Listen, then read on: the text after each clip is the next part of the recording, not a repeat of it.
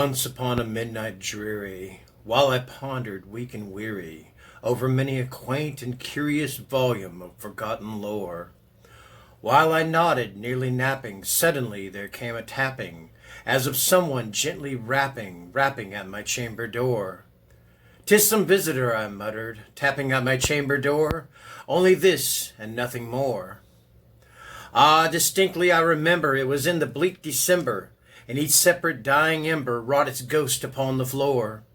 Eagerly I wished the morrow, vainly I had sought to borrow from my books surcease of sorrow, sorrow for the lost Lenore, for the rare and radiant maiden whom the angels name Lenore, nameless here forevermore.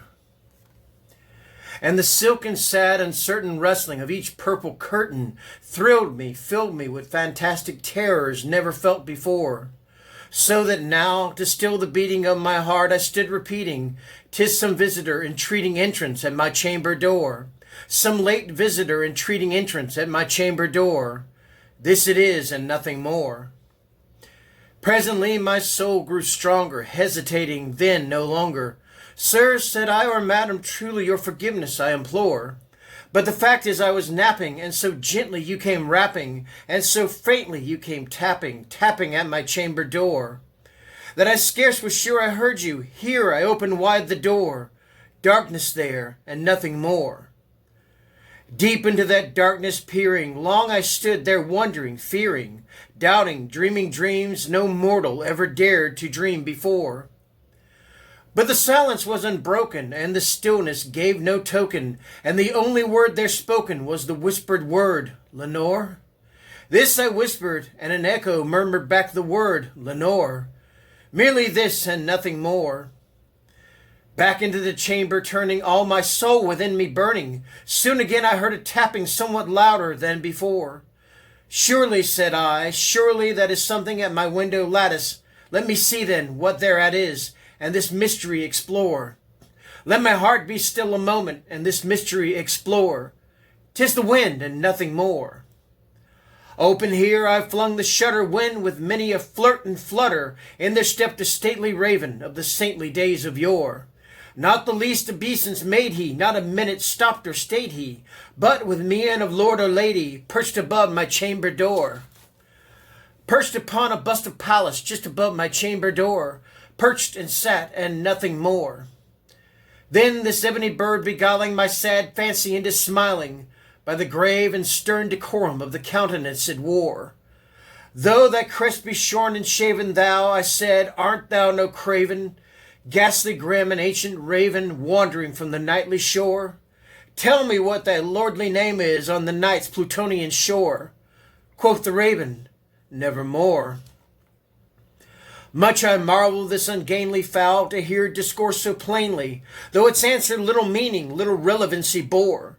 For we cannot help agreeing that no living human being ever yet was blessed with seeing bird above his chamber door, bird or beast upon the sculptured bust above his chamber door, with such name as Nevermore. But the raven, sitting lonely on the placid bust, spoke only that one word, as if his soul in that one word he did outpour. Nothing farther than he uttered, not a feather than he fluttered, till I scarcely more than muttered, "Other friends have flown before. On the morrow he will leave me, as my hopes have flown before." Then the bird said, "Nevermore." Startled at the stillness broken by reply so aptly spoken, "Doubtless," said I, "what it utters is its only stock and store. Caught from some unhappy master, whom unmerciful disaster followed fast and followed faster, till his songs one burden bore, till the dirges of his hope that melancholy burden bore, of nevermore." But the raven still beguiling my sad fancy into smiling, straight I willed a cushioned seat in front of bird and bust and door.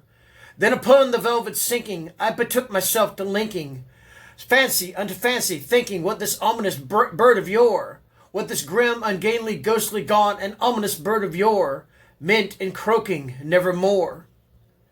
This I sat and gazed and guessing, but no syllable expressing to the fowl whose fiery eyes now burned into my bosom's core.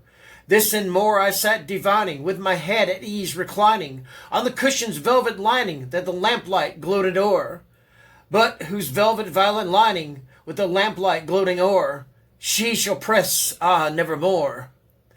Then methought the air grew denser, perfumed from an unseen censer, swung by seraphim, whose footfalls tinkled on the tuffled floor. Wretch, I'd cried, thy God hath lent thee, by these angels he hath sent thee, respite, and repent from thy memories of Lenore. Quaff, oh quaff this kind of repent, and forget this lost Lenore. Quoth the raven, nevermore. Prophet, said I, a thing of evil, prophet still, if bird or devil, whether tempter sent, or whether tempest toss thee here ashore, desolate yet all undaunted, on this desert land enchanted, on this home by horror haunted, tell me truly, I implore. Is there balm in Gilead? Tell me, I implore. Quoth the raven, nevermore.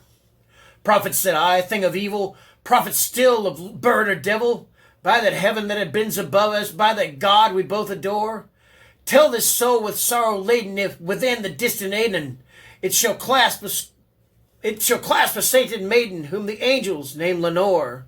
Clasp a rare and radiant maiden, whom the angels name Lenore. Quoth the raven, nevermore. Be that word our sign of parting, bird or friend.